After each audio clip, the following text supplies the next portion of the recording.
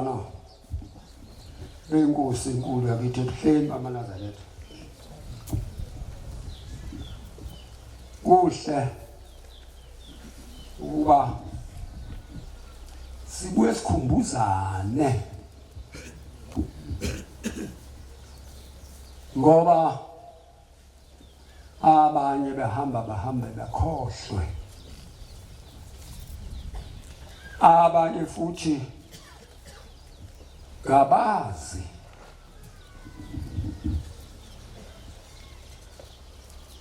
abazange bezwe la isikhona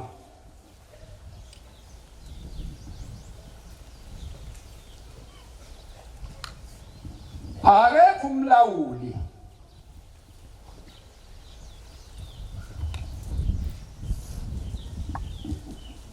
munye kuphela umlawuli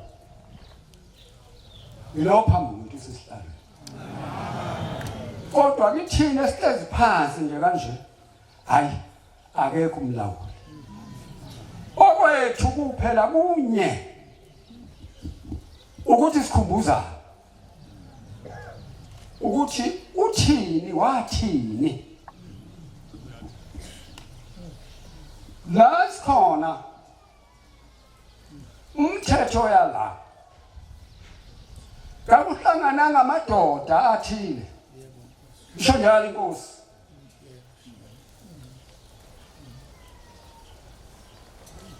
ethi lokhu kuhamba esikukho akukhona komuntu kakuhlangana ngamadoda athile athi asenze ukuthi kodwa ukashembe nje kuphela owehla nakho esiwezulile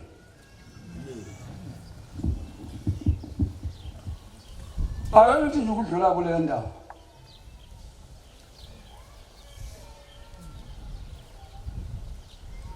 ngomunye unyaka ngangakabikho ngakazali kuthiwa kwakuhlangenwe uhlangana umndeni wakithi waDube, umndeni babamkhulu engasekho. Babamkhulu ibutho lakhe kwakuyimbokodibo, wayenomusi nje omkhulu, yani insizwa zini intombi zini ayize udodakazi nogogo bebaningi. Ndondini wokuhlanganeka ukhona ukukhuluma ukuthi wokukhulumani kangazi kwangangakabikho. Wase kubonakala omunye umama phakathi komama bese njengomuntu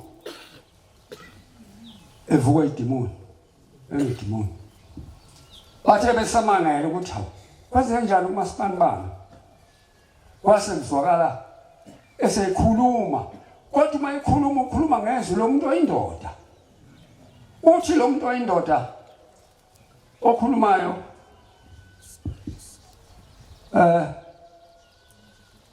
mina angiloni idimoni, ngumnikazi walo muzi. Njengoba ngihambile nje emhlabeni ngifike la kulo muzi okhazimula ngaphezulu kwelanga nenyanga.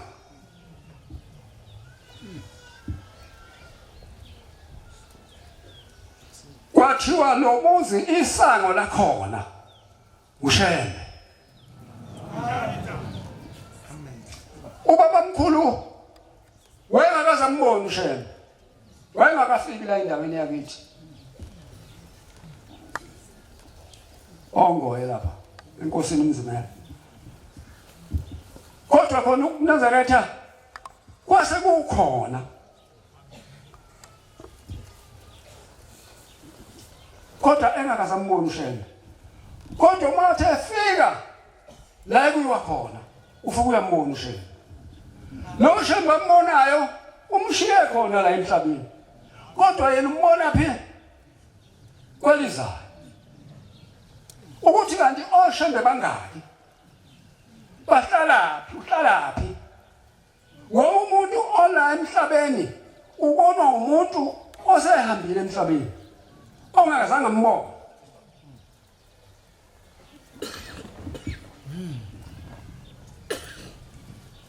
ithi-ke inkosi ngomunye unyaka Manazaretha lokuhamba akukhona kumuntu usho inkosi esephakameni akukhona komuntu ngokukashembe nje kuphela akuhlangananga amadoda athile abonisana ukuthi asenze ukuthi namanje ke khonze izinto enkosini kusenjalo alikaze lifike izwi elishintshayo kalikaze lifike izwi eliqhamuka esihlabeni esikhulu sokuthi hayi sakushintshile manje senginamadoda athile noma amakhosikazi athile noma amakhosazana athile asesesigumweni sokuba ngibonisane nawo usayedwa akabakho futhi ngoba akekho umuntu ushembe oyoqhamuka ngikhuluma ngoshembe esiphambi kwakhe la ofuna ukuthi abe neqoqona lakhe abonisana ngalo hayi engahamba nje ayifunela ukhalo lwakhe ziningi inkalo ahlale khona akhe isigungu sakhe la azobonisana khona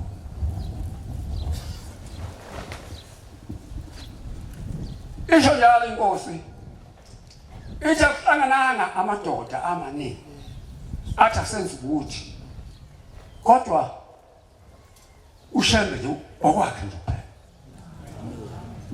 wena omlawuli niyazi ikhonze izinto ukuthi mhlawumbe abazi laba abancane ukuthi kodwa bayakubona mhlawumbe emathempelini bengazi ukuthi mhlawumbe kwenzeka kanjani noma kwenza abashumayeli noma kwenza kanjani akazi la bekungangeni ethempelini ngiyethemba ukuthi emathempelini niyakwazi lo akungenwa ethempelini umshumayeli ngakamemezi isonto nala emhlanganweni kwakunjalo kwakulindwa ngaphandle kwesa bangena abantu kodwa bazokukhala insimbi bese beyangena munye umlawuli wezinto la munye umphenduli wezinto la yena ngoba siyabona ufanele asiguqule zime kanje esikhathini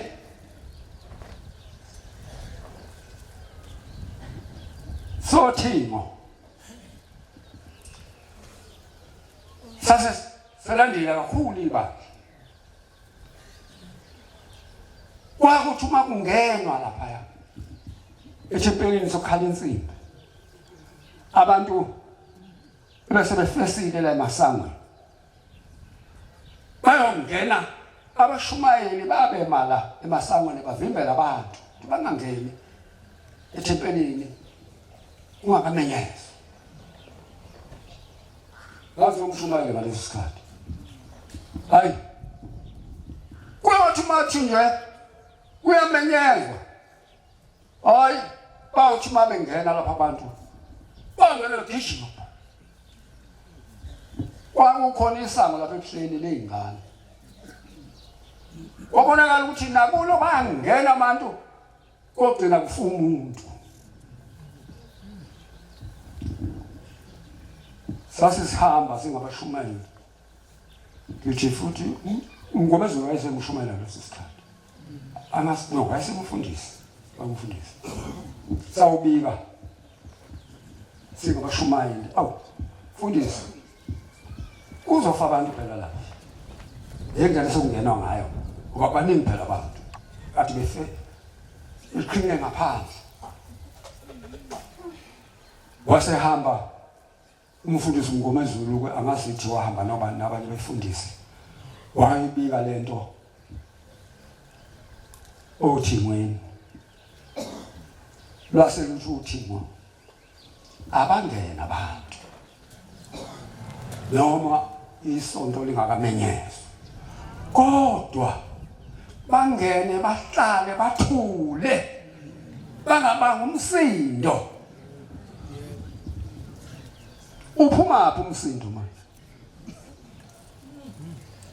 Lo msindo lezi indaba ezixoxelwa la zivulwe ubani. Kodwa ke ngeke ngisole ngoba njengoba ngisho nje ukuthi izinto zala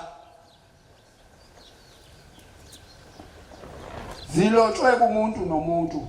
Akukho kulotshwe lapha phansi ukuthi cha kanti nje ufunda lapha nje wena uyayifunda le ncwadi utholani yo ufaneleke sikhonze izinto enkosini sihlale njalo sikhumbuzana ukuhamba kwala ekhaya ukuthi uhamba kanje kwakunje. Kodwa mesizathu esithile kwase kushintsha sokuba nje kodwa kwakushintshwanga umuntu kushintshwa umnikazi wakho.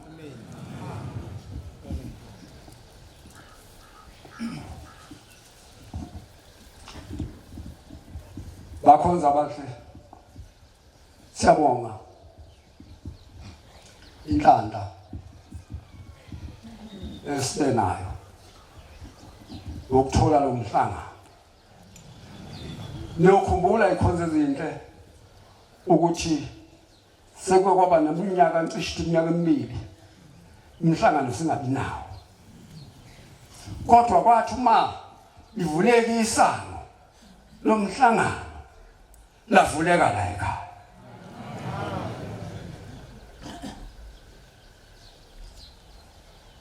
Uma bekhuluma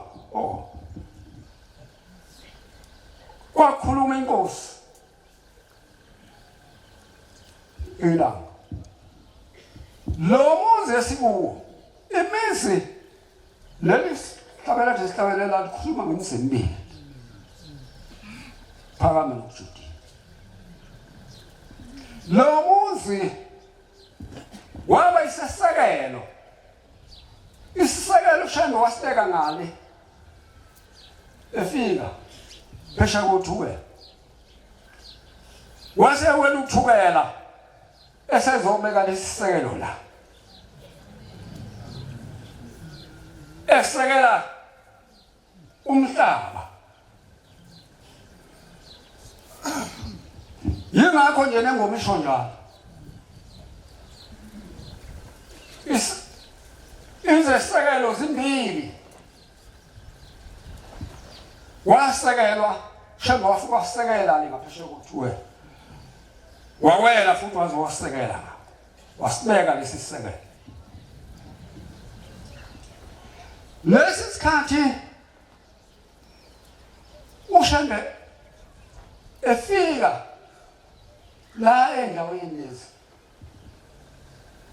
wayengafuna umuntu ngoba wayithi noma ehamba la wonke umuntu amlandela.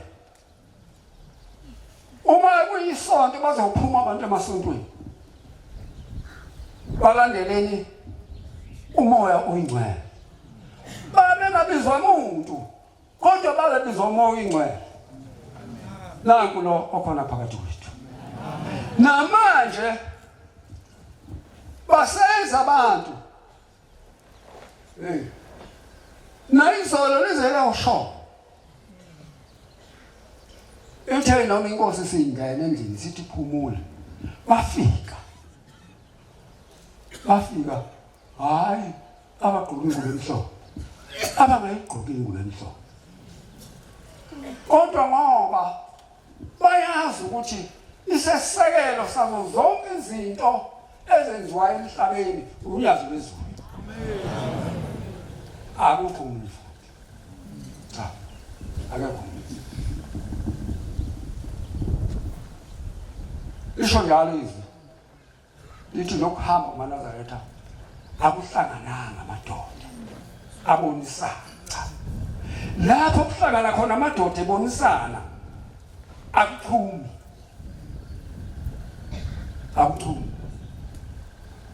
kwathi ngomnyaka ngangile eClearwater khona phasa siya khona ekhweni lomndodana umfowethu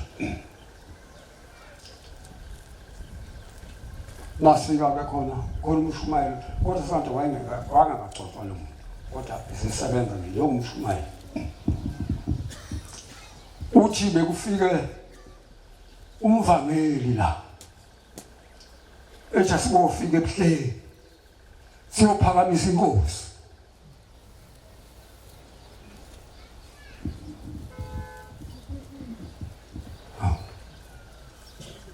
usho umuntu uthi uyophakamisa kufanele kodwa phela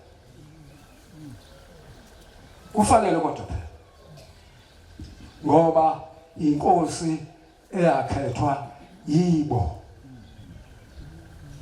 hayi le ehlizweni yaba ngumuntu abantu kakukho kukhethwa umuntu la cha yithina kuphela sikhetha inkosi yasebuhleni bamaNazaretha ngoba isihleli phambi kwethu ukuthi nathi sibe ngaphansi kwesandla sayo siphathwe isandla sayo sithelwe ngomoya wayo ngoba iphethe umoya oyingcwele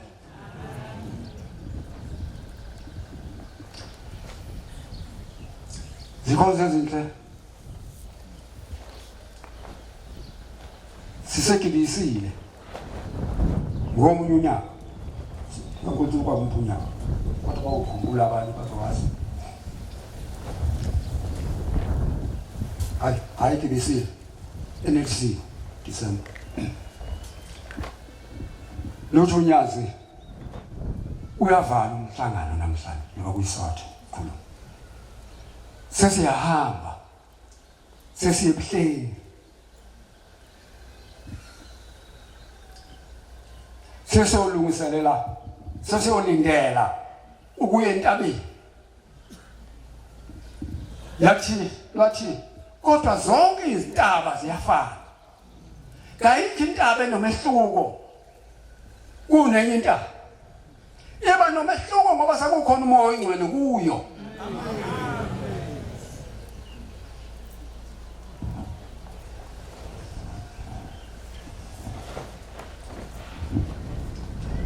Lempela kwaba njalo inkosi zenkosini niyazi ukuthi kwenzeka babephuma abantu lapha bephuma bathi siye entabeni ngoba ukuba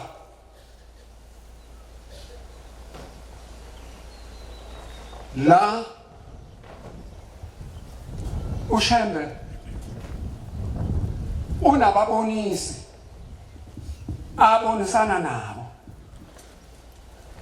ngabe kakwenzekanga lokho kodwa ngoba uyena nje kuphela wehla ezulwini eyedwa namanje useyedwa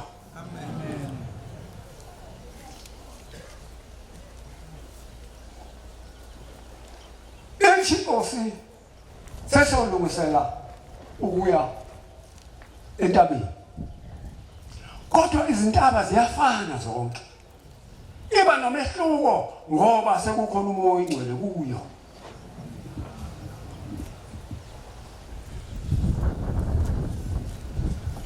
Ithi ngekhanda lesitimela nizinqola uma ikhanda lihamba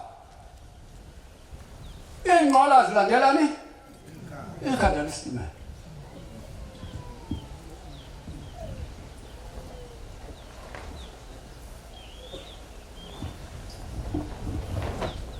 Isho njalo inkosi inyanga yezulu ithi kwaku-1970 cishe to-78 kuyinyanga kaNovemba yayisuka khona la eJudiya ile Bhekizitha. Ithi ngisho ngasuka la ikhomba ihlathi lapha esifosheni esihlukanise indawo le eBhekizitha nasesikhawini. Ithi ngisho ngasuka la ngene kuleli hlathi ngabona sekumhlophe kuhle. Kunjalo-ke umoya oyingcwele ikhonza izinto enkosini. Inyanga yezulu mhla ivinjene ukuya ukungena ephakameni yayisuka la ngathi kuyindawo noma isuka sakomthetho noma kuphi kodwa kunjalo cishe isihamba ephakameni. Bakhona abantu ababeyiphekezela uma yafika amasanga evaliwe ephakameni kunjalo bayazi ngangekho kodwa Yesu nto yasithi senze njani siyangena la bathi hayi baba siyangena usho ukuthi abantu babehlomile behlome ngokwenyama kanti inyanga izulu yona ihlome ngokwasezulwini ngomoya wasezulwini ngomoya oyingcwele.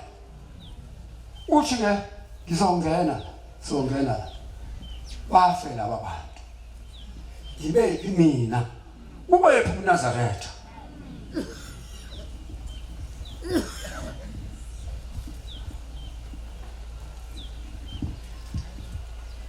Yathi sengihamba mina ngiyedlula uthanda ukulandela engangilandela osalayo asala ake kushemba umuntu ombamba ngesana lapho abantu bagcwelela bebegcwelela bayeza nje futhi bazofika nje futhi kusasa. Akekho umuntu omemeza la entabeni ethi wozani nanti unyazi lwezulu lula cha hayi yini ebadonsayo badonsa umoya oyingcwele. Umoya oyingcwele njengoba isho ithi intaba zonke ziyafana kodwa leyo ntaba iba nomehluko ngoba sekuhleli umoya oyingcwele kuyo. Uma ungekho umoya oyingcwele akho lutho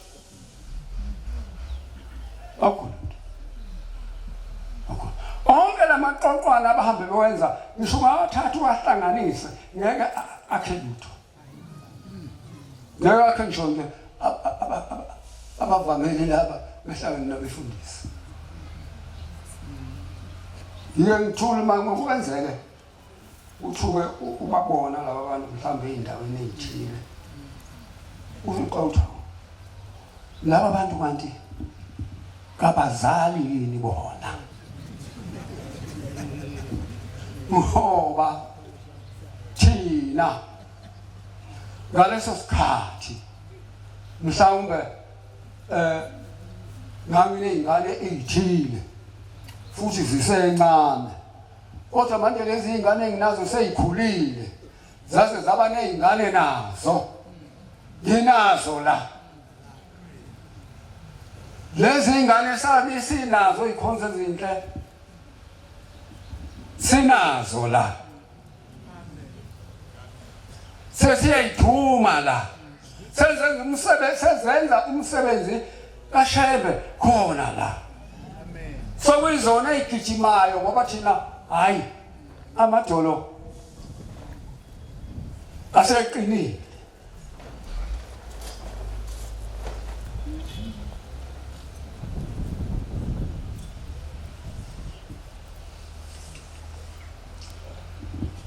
inkosi ilanga yayikhuluma ithi thina nomfowethu uSibanibani shina ngayiso ubaba wasigcoba sobabili ubaba wasigcoba sobabili wathatha umfundisi umnqayi wammisa nami wathatha umfundisi umzobe wammisa nomfowethu inyanga yisonto wase yasigcoba kodwa ke laba befundisi wabe sebanika amandla namandla babawanikwe uShembe ongawona wabo wabanika lamandla ukuthi bashumayele kuphenduka abantu uma beshumayele kuphenduka abantu basebehlala nalabo bantu khona lapho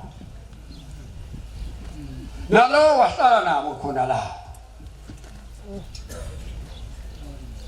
yayikhuluma inkosi ukuthi kwathi esehamba umfundisi umzobe sofika insuku sekuphela insuku zakhe wayebuza ememeza ethi Sibanibani ebizinyanga yesizulu ziphi izimvu zikaMkhulu ngoba lezi zimvu owayithunyiwe akayithathanga wayibuyisela esibayeni sazo kwaba sekuya ezakhe sathi isibaya khona la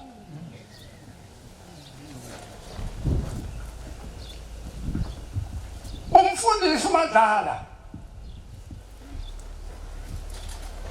wathwala kanzima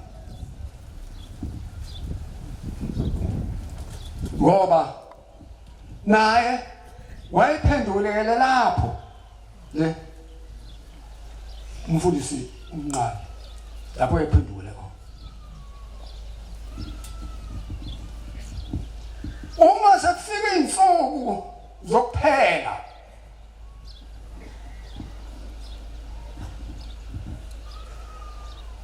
hayi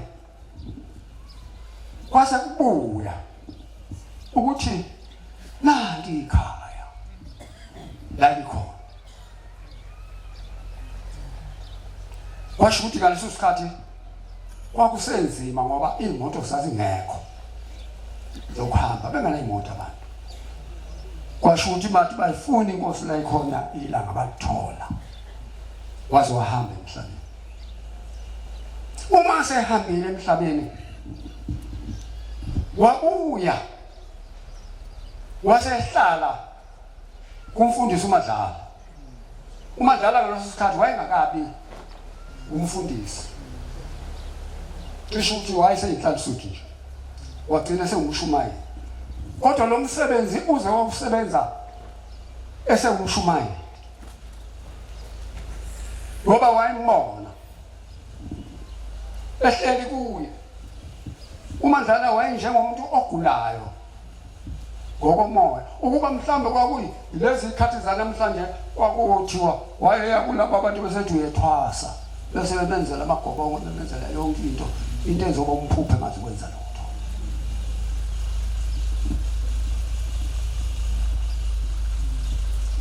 lokho uma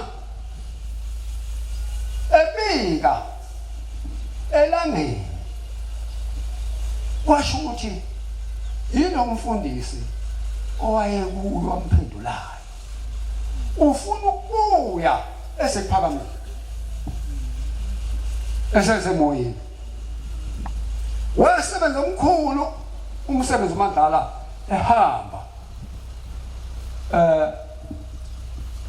ecela iminikelo kubantu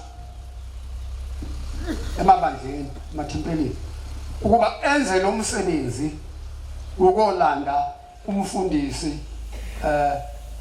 uNqayi azobekwa emzini wasePhakameni. Lempela wathi lephumelela uMadlala ukuqoqa umnikelo wahamba wamlanda lapha wayebekwe khona. Kwenziwa zonke izinto kwangenwe inkantolo kwenziwa lokho kuyini ngazi ukuthi konke kuthiwa bayazi laba bafundi abazimanje ukuba uthathwe umzimba noma ngabe kwase kuyini kodwa ke amathambo akhe abuye esiphi azobe kuPhakameni. Wazophumelela uMadlala wawenza lo msebenzi wase yaphila uMadlala. La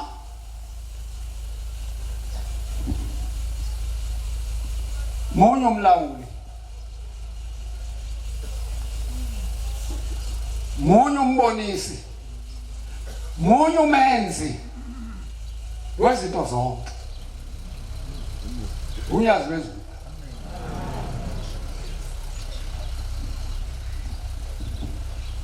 Unyazi wezulu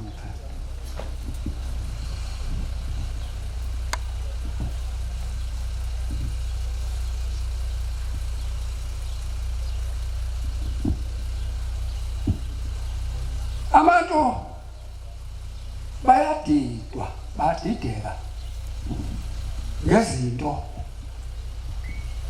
ebese beyalawula bona ngokwabo.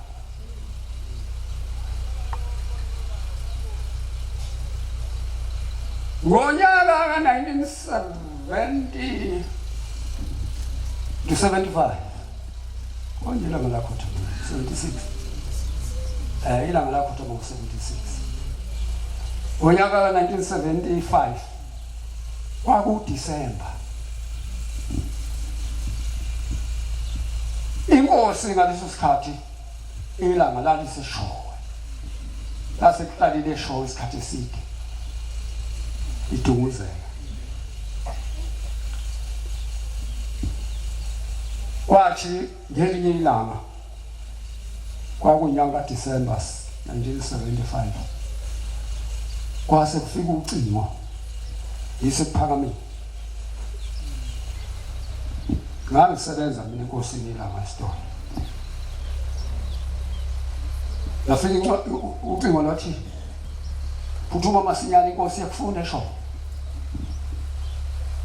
Impela ntambama ngokushembe ngisho ngowani ebusuku akalala kwakuntambama seleyoshonila kodwa ngibizwe eshowe kuthiwa ngifike manje. Angizokusho futhi ukuthi ngiyofika kusasa. Cha, kufanele ngizama ngayo yonke indlela ngihambe ngoba ngisho ngifika nini ilindelwe.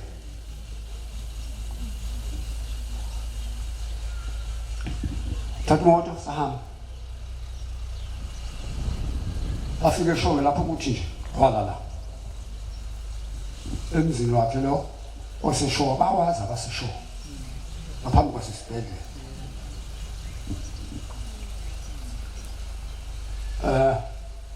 Afika isikhathi esiningi babe lapha ya. Cha. Ngangaze ngimbone. Kodwa ngalolu usuku wathi uma kuyobikwa ukuthi nakho sengifikile wayesethi abangibili abangitshele ngeke.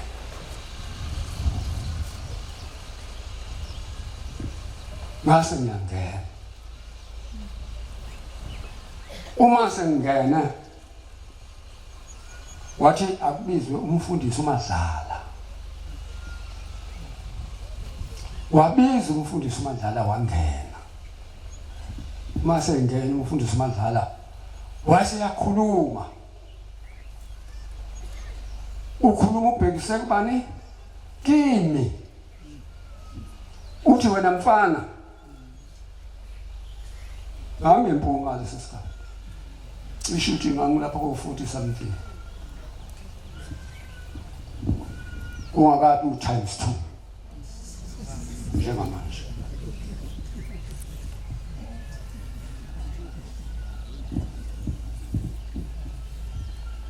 wathi wena mfana ngiyakuthuma ngikuthuma enkosini yaseMaqadini wayibiza ngegama yoba nilazi uyise wenkosi lekho hamba umtshele ukuthi ngithi makasebenze lapho phakathi komzi wasephakameni konke uNkulunkulu amthume khona ukusebenza aze engesatisfy lutho ngoba nginaye noma yinini amazwe enkosi lawo ila uzohamba nananga umfundisi uMadlala kodwa umuntu othunyiwe uwe umfundisi ufakazi ukuthi usuka lapha kini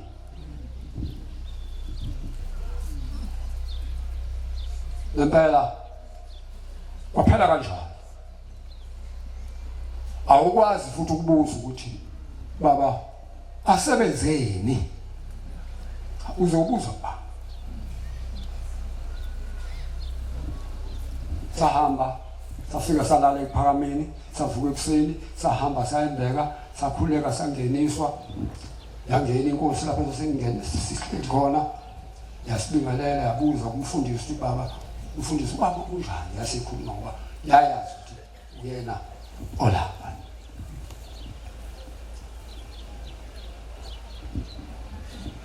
kayibuzanga futhi inkosi ukuthi ubaba uthi angisebenzeni noma yayibuza akukho engangakusho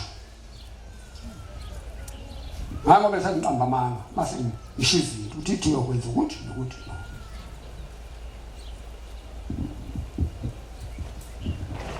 ngonyaka ka-1976 niyazi nonke ukuthi inkosi yakhothama mhla ka-19 Disemba kuyisonto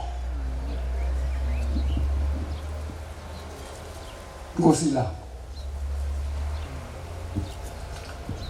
kuthe kuseni ngomso ngalonyaka ngaleso sikhathi upetrol wongakadayiswa ebusuku ungenazi ungeke ukwazi ukuthatha uhambe ebusuku uhambe awuzukuphuza njalo petrol kwazi ukuthi-ke ngomsombuluko bayibilethe inkosi umzimba wenkosi ilanga ePhakameni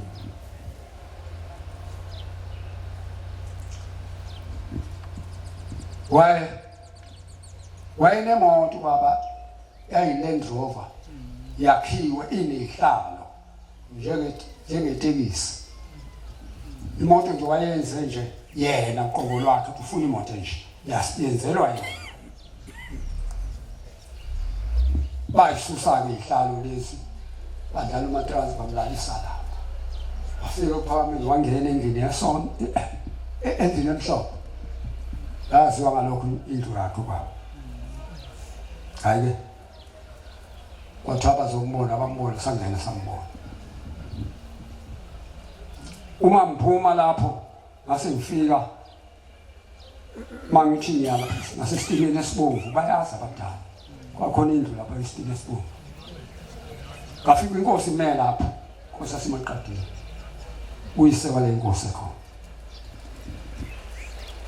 yasiyabuza kulabo bantu ababele lapho yathi uphi ubaba omncane ibuza inyanga yezulu bathi hayi abekho usemnayizivele yathi hambani imlandi base besuka ngithi kwahamba imoto kaJela Staw ngoba yena umuntu wayenemoto abengazange ngakabikho imoto eyini wahamba uJela Staw wabuya elandula ethi hayi uthi ubaba omncane ngeke esele ePhakameni ngoba wakhishwa ePhakameni wakhishwa inhlansuthi asazi inhlansuthi noma salihlawula yini lelo cha noma saligeza yini lelo bala esampenda ngalo asazi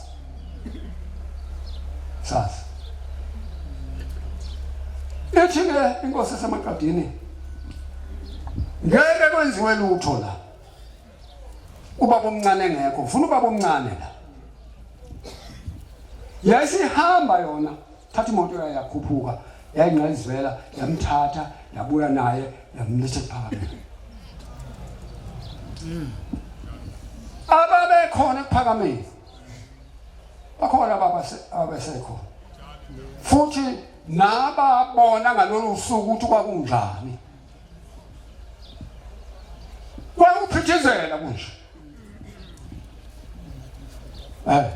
wongathi asaze kwakwenzeka lapha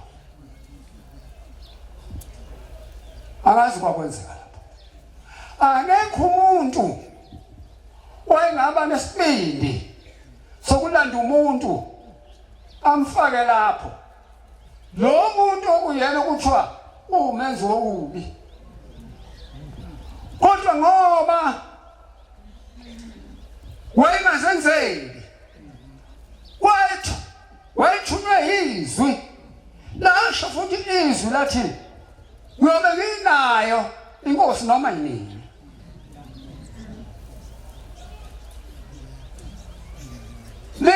izwi likaShembe isikhonzo ezinhle enkosini ngoba ngisho ngathi ngathiwa ngene imali iphume ukuthi ngene silenge ngoba ngeyinawe ngena uyophuma ungenalutho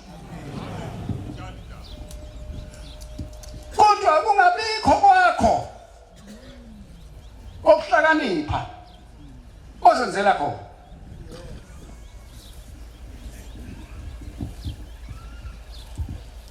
kodwa esefikile naye wathula umoya wathi akuzange kwenziwe lutho ngaphandle kwenyanga yezulu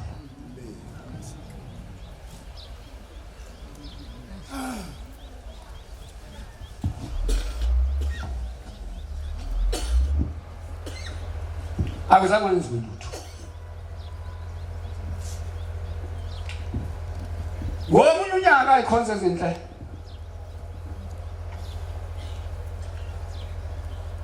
ngangithunyiwe ngithunywe inkosi la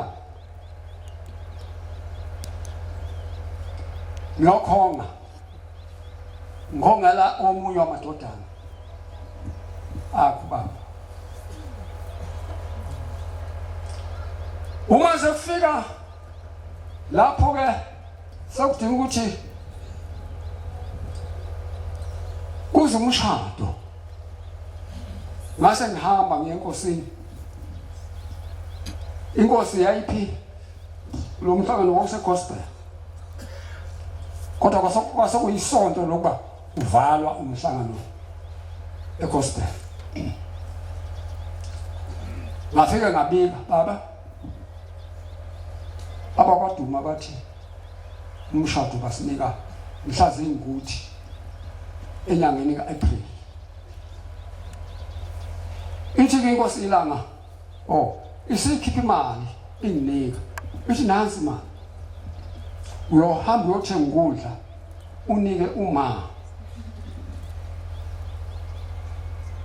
aphekele umshado ngoba ngiyahamba mina ngizobe ngekho ngiyakude ukuthi uyapi awuzukumbuza ngase ngicela inkomo eziyohlatshwa wasebhala incwadi ukuthi ngiyilanda endaweni ethile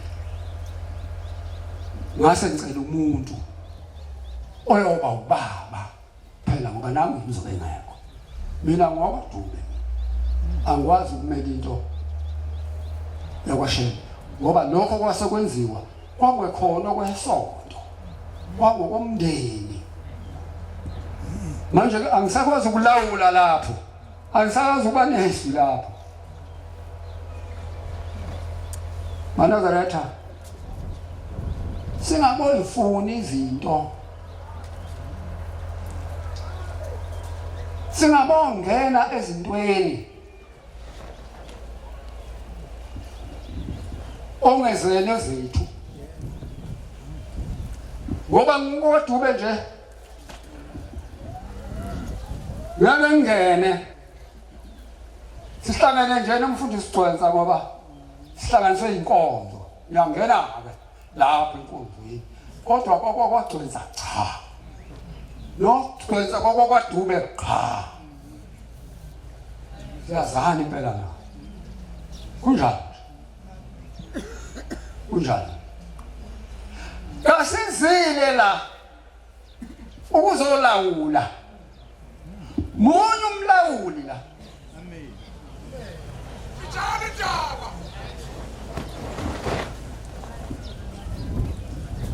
silinge umlawuli uba silawule uma ethi manje umhlangano uyawuvala hayi singabuka umthwalo senze njani sihambe ngisho kuba lo mhlangano uhlale isonto elilodwa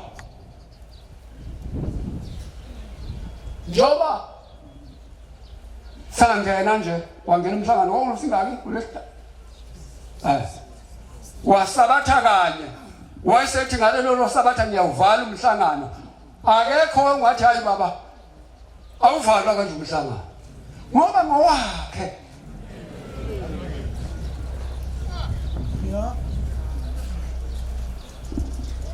hey mina mfika mphethe nanti icansi lami akukho engizokulawula la njengoba ngikuqela lapha nje kufikizwe ngathunywa angikukana ngoba kufanele ngithi mina okufanele ukuthi ngiguqela namhlanje hayi ilawula phi kwaDube ekhaya emzini kaMvumbi ngokomkhulu ilapho engilawula khona kodwa kwenye indawo la cha kangilawuli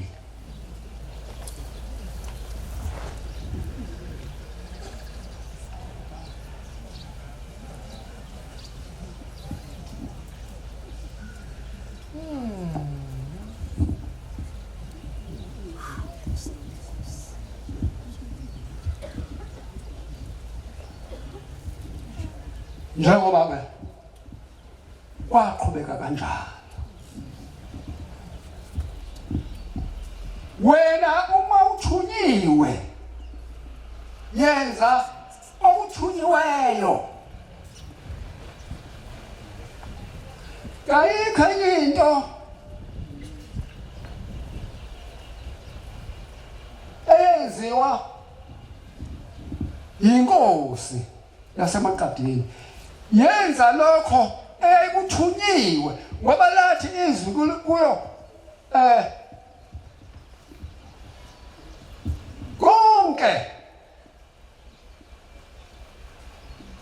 okufanele ukuthi ikulungise ngoba nginayo noma yini ngempela akekho umuntu oyengaba nemandla okwenza lokhu enganikiwe kodwa yayinikwe ngaleso sikhathi lawo mandla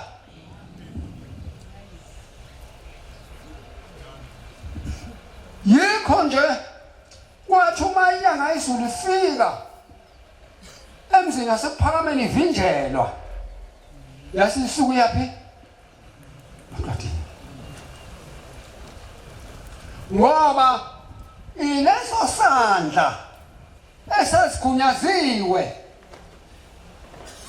ukuthi makunje uyokwenza nje ngoba ngina wena uma usukwenza ngokwakho uzokwenza nje uwedwa lingekho leliyazwe lathi ngobe nginawe ebese uphoseka eweni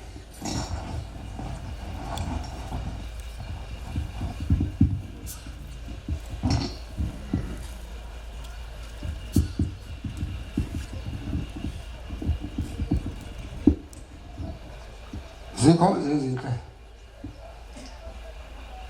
sila emzini waseJudiya lo muzi uyisikhonkwane esabethelwa umqali wendlela wasibethela ngaphesheya kojuwe wabuya futhi wazosiphethela ngapha ngoba azi yena ukuthi wenzani wayengabonisene namuntu wayedwa nje namanje futhi uShembe useyedwa nje akekho umuntu cha akekho umuntu njengoba lapha nje uyedwa nje akukho nomaluleki ngoba uyena umeluleki omkhulu othi uma uxakekile wena uhambe uye kuye afike akweluleke ubusi uyaphila. Amen.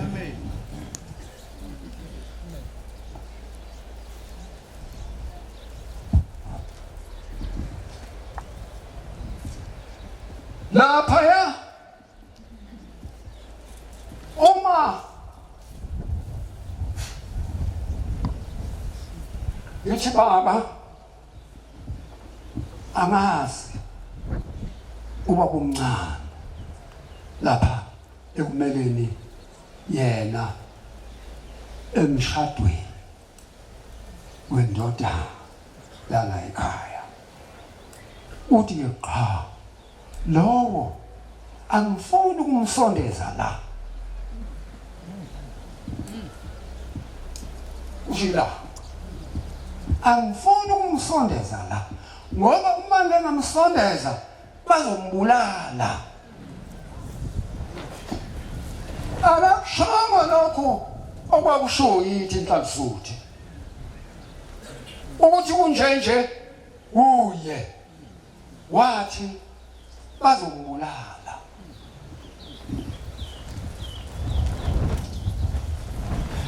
inkosi ilanga yakhothama no awu ayifika jonga umqali wendlela wakhothama ngonyaka ka-19 mani 35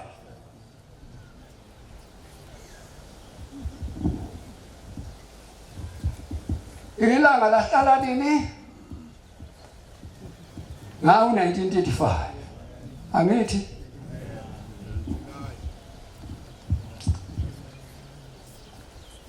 ukhona ihlabelelo zehlukile futhi kulezi izinto ezaqanjwa yilanga Nkosi baba ngiyakuthanda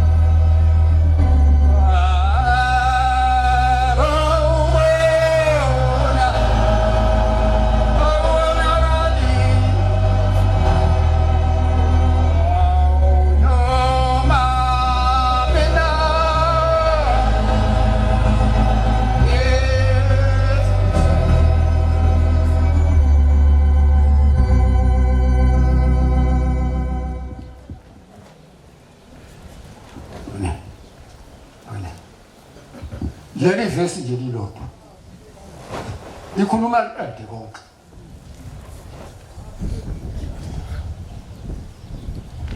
uBombela ikhonza izinto enkosini ngonyaka ka-1934 ithi kwakuyinyanga kaDisemba esegospel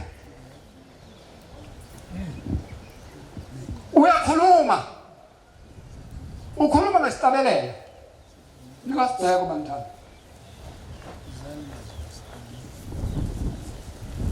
uthi sivela thina kwelizayo siyibonile inkosi yethu khuluma ngenkosi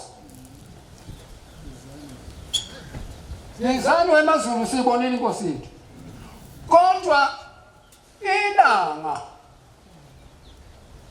ngo-1945 lihlale ekuqalweni ngo-1935 selikhuluma ngenkosi efihliwe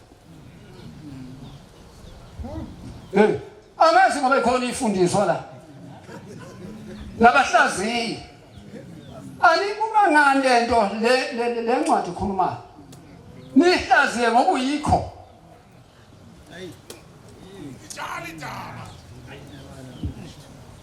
uMbombela wayesesebenzile neminyaka usekhuluma ngenkosi ilanga ngo-1945 yayiseyitsha nje isahlale ishumi leminyaka kodwa likhuluma ngenkosi efihliwe ayingabonakali kithi noma sifisa ayisandibonakali kithi kwaze wafika isikhathi sayo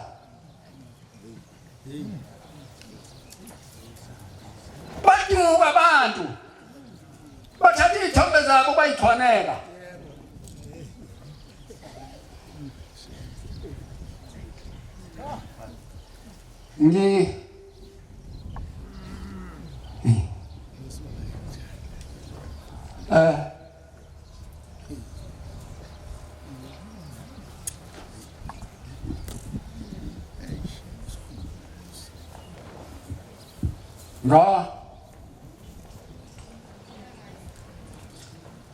kuthiwa ngangazi-ke ngoba angisemncane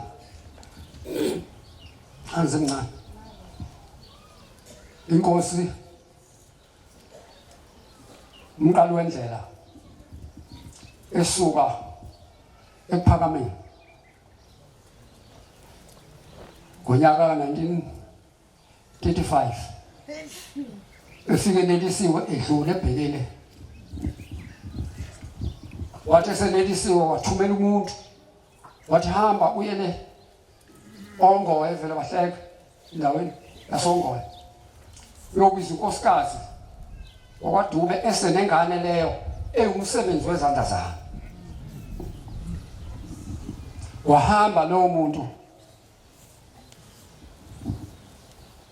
wamlanda lo nkosikazi wafika nale ngane enelisiwe wafika wayithatha le ngane wayigona wayibusisa wasekhipha izwi lokuthi lo uyosebenza nenkosi ezayo eshila mncane lo muntu uphethwe kodwa kwathiwa uyosebenza nenkosi ezayo usho umqali wendlela ukhona yena yaphi kodwa uthi lo mfana uyosebenza nenkosi ezayo cishe ukuthi ngineminyaka emibili lapha uthe ngo-1970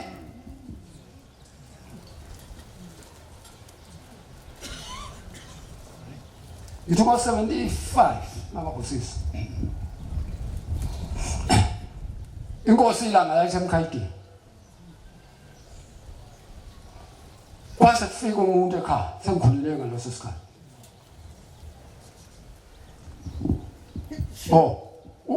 ufika ubaba omunye uthi uthunywa ubaba wami ongizalayo chaza umbizi inkosi iyangifuna emkhayidini ila savuka ngesihlanu sahamba savuka ngesabatha sahamba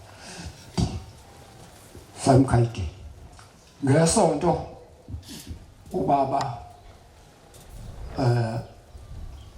angithathe angise enkosini la ifika inkosi ilanga ithi wena mfana uzohamba esitolo sami le emampondweni kucebe khulu emzinto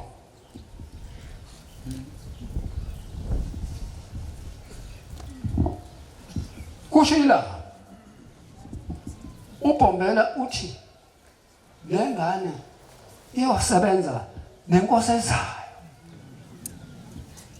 eshingane encane kodwa manje ngalesi sikhathi iyathumela ilanga lithi mangilandwe lalingazingani lalingazingani lokho kwakhulunywa umqali wendlela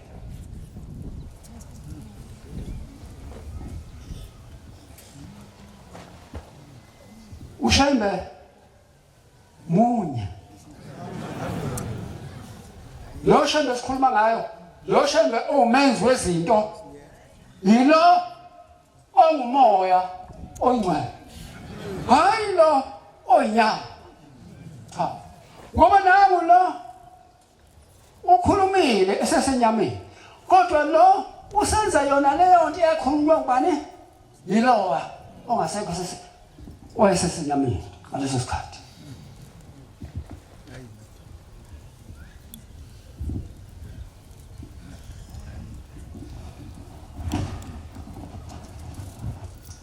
zikhonze ezinhle zenkosi yezulu nomhlaba sengathi singahlala lapha esibekwekho uma ufikile emzini womuntu akungenisa endlini ngakangakubomvu ucaluze egcimeni subuya igcine lakhe cha ukhishomba ubani ukhipha endlini ngoba ufakwe kulendlu uyena oyothi awusesibanibani ukukhombisa into ezithile zami lokho nje futhi lokho ya ukhona abantu ababethi hawo kodwa manje uDube phela ngoba wahlala nelanga kwafanele ukuthi ahambe kanje hayi cha hawo ngizohamba kanjani entweni ngatshelwa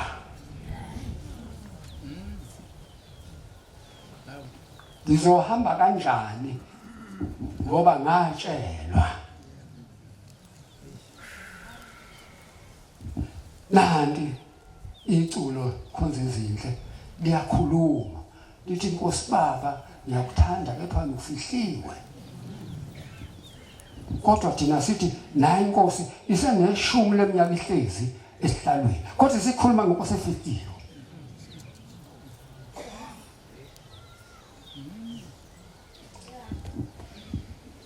singafuni okwenza ikhonze izinhle enkosini singafuni futhi ukulawula ngoba kasinikiwe la sizokhonza nje kuphela osemakhosi yazulezulu baba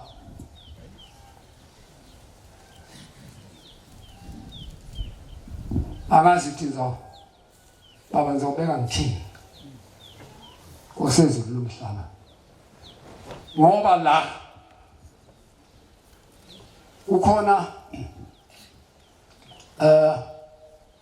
ithi inkosi ilanga ngomnye unyaka ifika ithi le ifika lapha eNtanda abantu bathandaza umthandazo engawuzwa bathi sicela uNkulunkulu lo muntu owenze lento uNkulunkulu ambulala kwakushiswa iloli lika baba kwadutshulwa umuntu lapho kwashayeka khona umka Ntombela kuNtombela Mabiyela wakwenzeke lokho uthi hayi angisho njalo mina ngithi uNkulunkulu makamveze lo muntu uze size ukuthi ukwenzeleni lokho ngoba uma ebulala ngeke sazi ukuthi ukwenzeleni.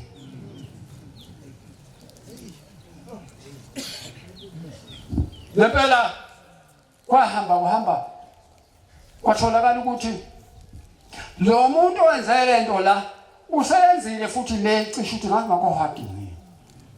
Kwase kutholakala ukuthi noma kokutholakala inhlamvu yesibaba ngasi kodwa ukuthi lenhlamvu iyasebenza le enanda iyafana nalesibaba sodwa. Wabanjwa lo muntu wagcina ethathiwe wabuyiswa lapho wenze khona leli icala futhi lokudubu.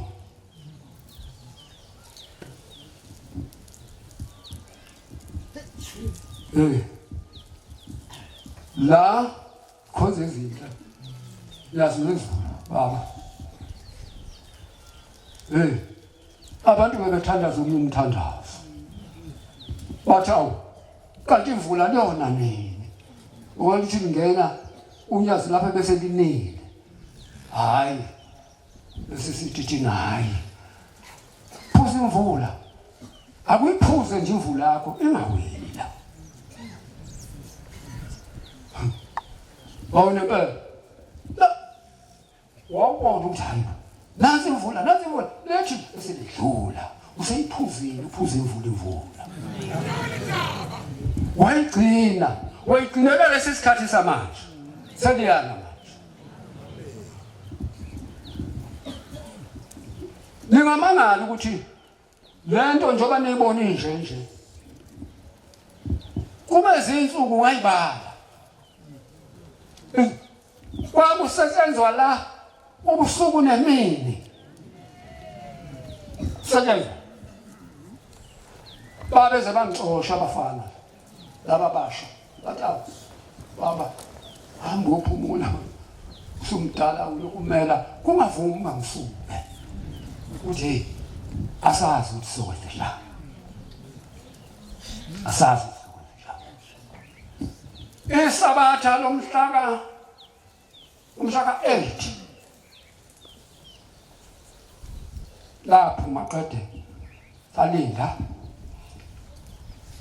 lashona ilanga basuka abantu abala babela abakulolu uthango lolu uthango nje ulibona nje lapha lo mbala mili lolo lungenhla lwalufakwa ebusuku lolu olugrey lulala la kwakusetshenzwa ebusuku la phakathi abanye bephakathi abanye angiyazi into eyenzeka nangale futhi ngaphakathi nakhona kusetshenzwa sisebenzela nini olwesithathu sekuzwakele ukuthi unyazi luyangena ngolwesithathu uma lufika kumahlifiti baba Nkosi yamakhosi nalokho kumachiphicipi lapha siyacela Nkosi yamakhosi uba usiphe amandla ukuba siqedele zonke lezi zinto ezisele okufanele iqedele ngoba lo luyadonga lomhlophe nje sofanele ukuthi ngabe kalisekho kodwa kwabona ukuthi ngeke lususwe ngoba akakafakwa amasango kuleli sisafaka nje isongo elikhulu kuphela. Bebesebenza abantwana bakho nazo lezulu besebenzela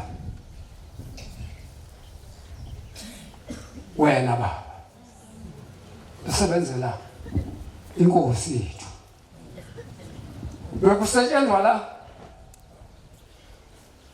24 hours ukuze nibuye nifike kunje abantwana baseNkosini. La ngaphakathi khona izindlu ezayisetshenzwa angazi zingaki zisetshenziswe lapha nje lezi yansimbi lapha ama-rings lawa lapha evrandi estezi akabekwa phansi onke wabuka uNtaba kodwa ubaba uthi wasukufika lezi zinto ziselapha kodwa wathi fika kwakho konke wakusetshenziswa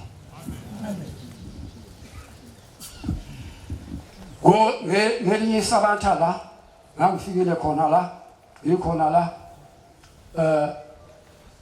kwaku khona abantwana laba bentethele ingane zethu babengagcwala lolu thempeli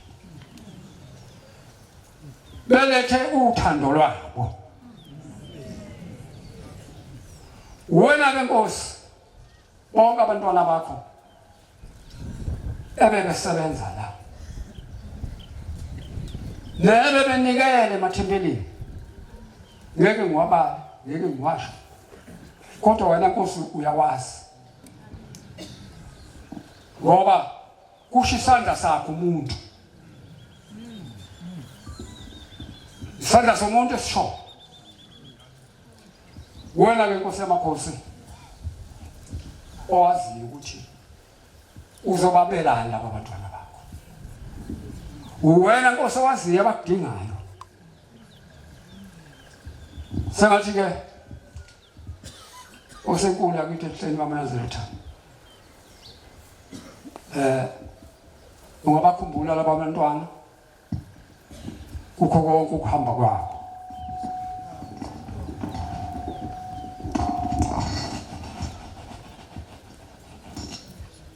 ngiyabonga khonza izinto enkosini lokho nami benguphiwe bengunikiwe sengathi sikufike lapha phela khona ngoba uNkulunkulu unomsebenzi yakhe namhlanje ufanele ayenze baba Nkosi yamakhosi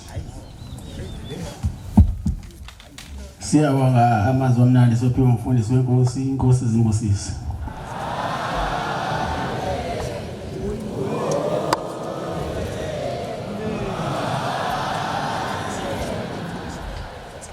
sizobala inkonzo yesabatha lasekuseni ngesihlabelelo samashumi ayishiyagalolunye nantathu 93 socela umvangeli umthembu wasevela bahleke sibone ngalesihlabelelo inkosi Moses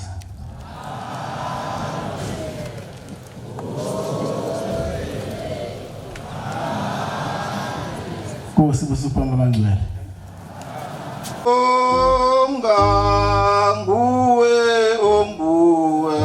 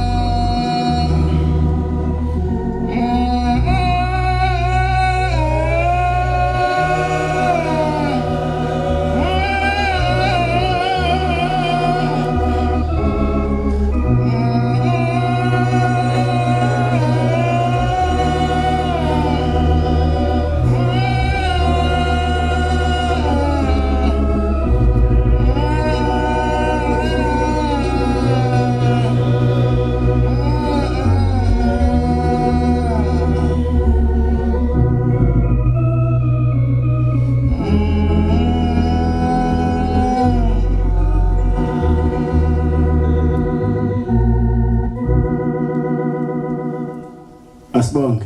Umanenye zinkanto. Usibabela mlalane ngaphuthume ehlale emkhiwaneni. Yasho ngenkawu sidla amancongo. Khona kusasiphelele wena sebhalito. Nokhanga. Ukhanga amasondini. Uzabe thana phezulu. Eyasabantu abethule nasethembe ezidleni.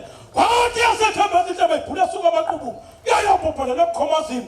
Ensuku zethe ukusuka. Yayijubula lakini. Ayiko ngento abomhlangano. Ayiko kungena into hobbiesini. Ayiko khali into abomhlangano. Emthini emethe amaqhubela kithi wahlo. Wakhali phuma ngento abomhlangano wakhali into hobbies. Wakhali phuma ngento abomhlangano wakhali into hobbies. Ayiko zabathebe babajabuluka. Babajabuluka. Ayikhathi ngodos. Yaqhubeka yaqaka. Yaphuthi ingqiba amasondo. Wala shuphethe amatabethu. Ebhekela futhi ukhanga hlubane. Obeza esikole bongesani. Ngoba inkosi uThingo yaholwa inkosi uNyasi. Ngoba kaShembe. Uphokela ndodolo sali inkosi uNyasi. Ngoba kaShembe. Eyindlu yakhushwa inkosi uNyasi ngoba kaShembe. Eyishashela kuphofela godla uNyasi. Ngoba kaShembe. Bona limselelesi. Alashela basethembeza inhlabanga ngakana. Shandendene sangabanela. Ashela baseginyezi yabangakanani. Nasentendeni ukuthi usubanela. Baphakamela. Ophakamela ngonyama yahlala. Ithe isihlezi wayiphakamela yahlala. Yathi isihlezi wayiphakamela yahlala. Wayikhipha ezomnyathela isuka amagwaza amsiki. Yashela ngqawe ifindo ehlele emasangweni. Ikwafena makugeba. Mhlambe ahlumka icaleni. Awuphuthula ndlela sayibheke Mozambique kwaSoshangana. Wavulela ibhoda kethi wathokoza uSamela Mashali yadlula ngehubi inkanyamba kankalo zidala ingane zamaphekula yasibheka amaputo amashangana ahalalisa ayebona indlovu egcobe yagxabala sebantu abentuleni kwayekuzama sami amagqumeni asohlange wathini kumthanga lemjebheni kwamakhelwane ziyabathela ngothule zonya zibheke ababhekabezayo enyakathokwela nomgodi ubone zamaphekula asandizela ecilongweni eyishela iqiphiza ubuka kwamina nakwamkhabela wafifa utsotsi wafifa usomatekisini eyifanele indladliwa kwanye indlu ndaba zenzeke ICC International Convention Center bathatha unyazi bathatha professor wa professor bawuvuma bonke abantu bavuma nje kwakhona sabona ngomntaka wothasisulu owakhamisa seqhubeka njalo wasequbuze emazulwini noRamaphosa sambona setheleka ngibisila onyezongena emathuba college komhlobo istadium awunyathela kodwa kwabantu baseNewcastle ninike hebona inkathabuli bathi apha bathi sinyuke emfuleni ngegama kaShembe wasuka ibuza pheka phezulu siyeke noemaphekula unyeziligoqile eSouth Africa kwazulu Natal sekuvale ngehla otherwise izoyikhathi impela umile yokubona usawule bheka Damaseku wayengane yesale njengani oShembe basemhlabeni bayogcina ngokuyeGreat Town nasePine Town unyezili kuye Cape Town wasuka isikhishikazi lesikebheni unyazithulela Robben Island losuku ubona mangenyawo sadama isikhishikazana wathithwa yinto abantu ngoba noJesu Kristu wenzike efanayo hamba nabafundi bakhe